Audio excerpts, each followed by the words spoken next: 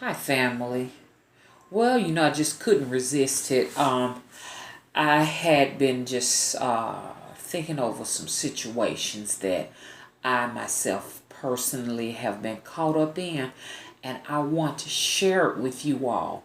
And the main reason I want to share it with you all is because I know that many of you all, because y'all know we witches up in here, okay? Most of us. Some of us are just spiritualists. Some of us are just spectators. Some of us are contemplating. But many of us who are in the healing business, okay? Many of us who are offering services to people who are seeking alternative uh, guidance. When I say alternative guidance, I'm talking about rather than to go to a psychiatrist or go to a traditional or a modern day therapist or going to a modern day doctor, a medical physician. Many will seek the services of people like us, spiritualists, witches, shamans, okay? You just decide what you want to call us. And most of us tend to be caught up for some reason, okay? And I'm going to talk about the reasons as to why. I'm going to make good on this promise. It's been a lot of video requests and stuff asked of me to do different subject matters. So I'm trying my best to catch up with everything, so but this one right here, I definitely want to talk about this situation because, like myself, I have found myself many times in the seat of scapegoat. So that's what I want to talk about. When you're in the seat of scapegoat, how to get your ass out the seat. No one wants to sit in that seat. It's very uncomfortable when you're there, okay? And a lot of us tend to find ourselves in that seat. Now, I'm going to go over the history in a later video, depending on if you all going to really watch this one, I guess. I'm thinking about which channel I'm going to put it on, but I'll make the decision. But anyways, I really want to, affect someone out there. And what I mean about that, I want you to look at yourself. I want you to look at your behavior, because there are two people there. There are two people out there. There are the scapegoats and the scapegoaters. So you look at yourself and you decide, where are you in this particular situation? Now, last year I talked in depth about the narcissist, okay? And I also talked about all of the different characteristics of the narcissist. And since I've been talking about that, I see a lot of people in the community have just really been expounding even more on the narcissist. But usually the narcissist would be the person that's participating in the scapegoating, okay? And or this person may be the scapegoater, him or herself. And then you have your scapegoats, okay? Now, so hopefully you all know what a narcissist is, so you'll know whether or not do you fit that pattern. It's defining yourself as being the scapegoater, okay? Now, a lot of you all may be scapegoaters. May be a scapegoat or in the seat of scapegoat and not even know it. Okay, so I'm going to outline this and let you know whether or not you are in the seat of scapegoat. Hello? Okay, so now let me just talk about some more aspects of scapegoating and the scapegoaters. Okay, let's talk scapegoating. You need to know this if you're participating in this. Scapegoating is a projection defense. I'm going to say it again, a projection defense that allows scapegoaters to keep up appearances. Okay? In other words, by making the scapegoat look bad, it takes the attention off of the real problem. Okay? And then I want to talk about later on. When I say later on, y'all, I'm talking about other videos. I want to talk about later on the people who are very skillful that can pick this up and recognize it. And in any given situation, they know what's what. Okay? Those are good, skillful-eyed people. Y'all got to excuse me because I'm sitting up in the bathroom right here. There's a little bulb out there. Y'all don't pay that no attention. I got to figure out why that bulb is not in there. Somebody just steals my little bulbs all out of here and just take off with them and take them in other rooms. Okay, anyways, that's besides the point. And excuse me, I have the lighting off and there's a reason why, okay? Because I want the message to really focus on what I'm talking about. How about that? You know when you're in the seat of scapegoat, okay? Because you may be held responsible for other grown folk reactions or problems and issues. Did y'all hear me? You'll know when you're in the seat of scapegoat. Because you'll tend to have grown folks, okay? Folks over the age of 21, well over the age of 21. Some of them have children, families, wives, husbands, okay? These are people, you understand, who were responsible enough to go and create a family, but not responsible enough to be accountable for their actions. They tend to blame people. Oh, it's her fault. It's his fault. I'm in this situation. Okay. But anyways, if you got some grown folks blaming you for their problems, you understand? You are being scapegoated. Hello. Okay. Another thing, you are attacked for being the whistleblower on inappropriate behaviors. A lot of you all might be in those situations in your families and on your jobs. Yes, it can happen on your job. You better know that if you fall victim to the seat of scapegoat on your job, you will never get your ass out of that because they will use you over and over and over and over and over again. You are the peacemaker most of the time for others. But yet when you are bullied, no one tends to come to your defense. No one cares, okay? A lot of y'all are going through this again in your families, in your immediate families, okay? In your not so immediate family, in your relationships.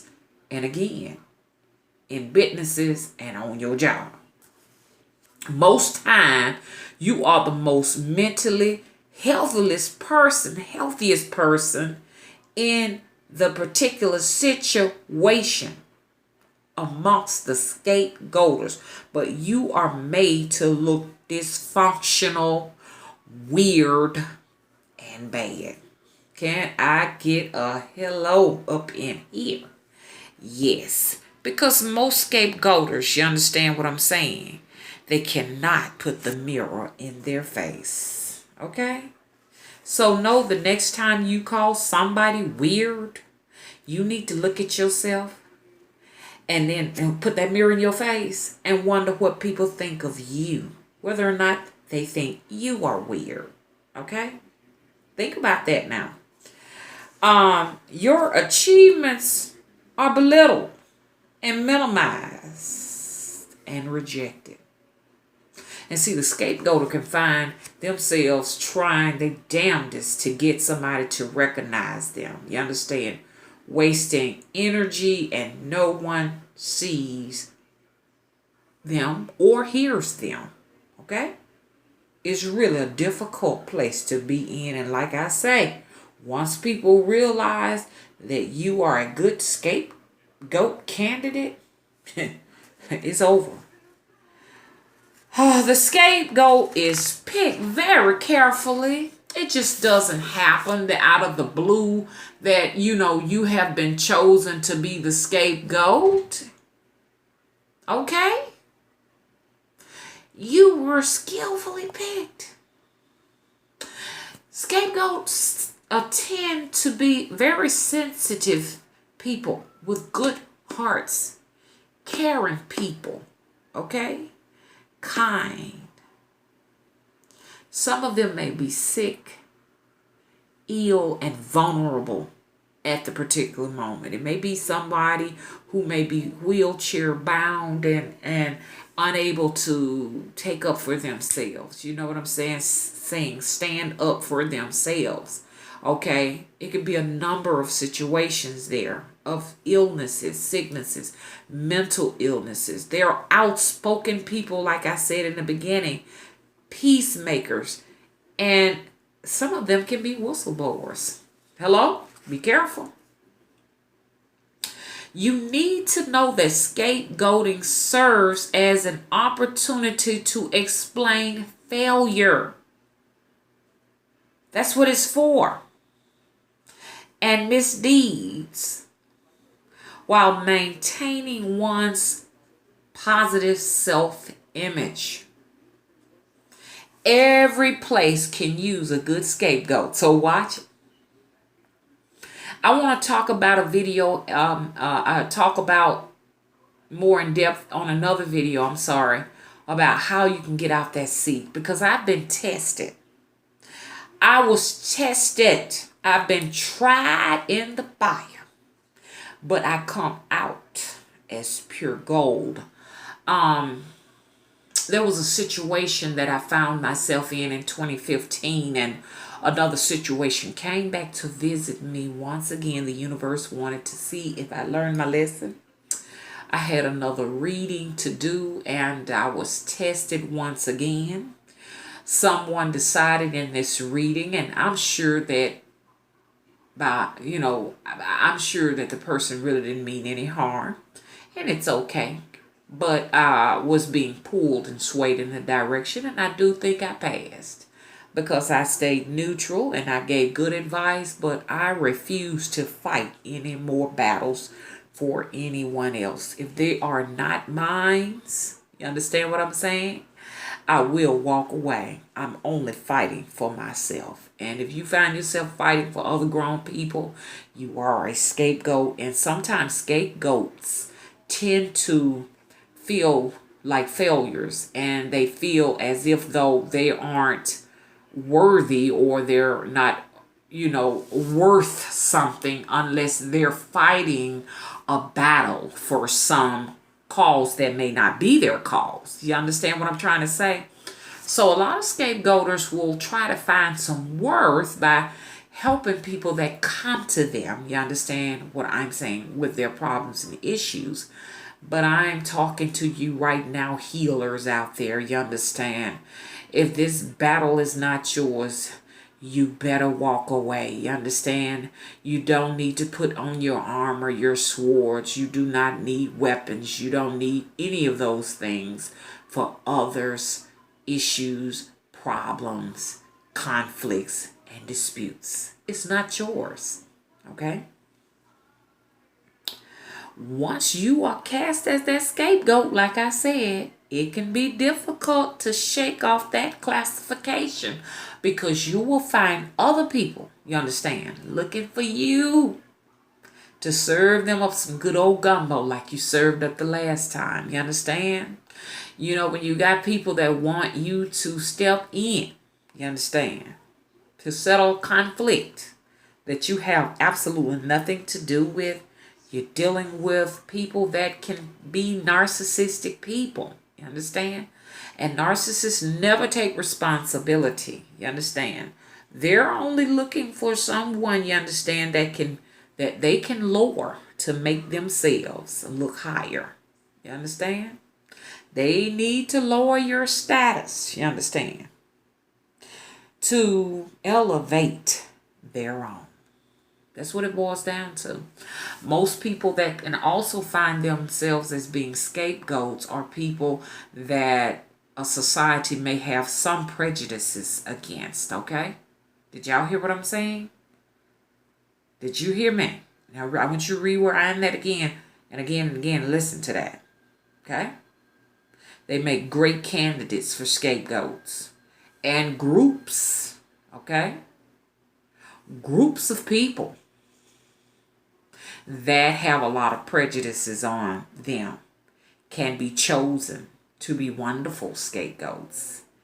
And it's only a diversion tactic so that they can take the focus off of the true problem. You understand? And like I say, my next video hopefully will be about how, you understand what I'm saying, to run when the narcissist comes for another scapegoat. How to get the hell up out of Dodge. And scapegoats, I want you to know. Now I want to call you scapegoats because more or less you're like I say, you are the peacemaker. Okay?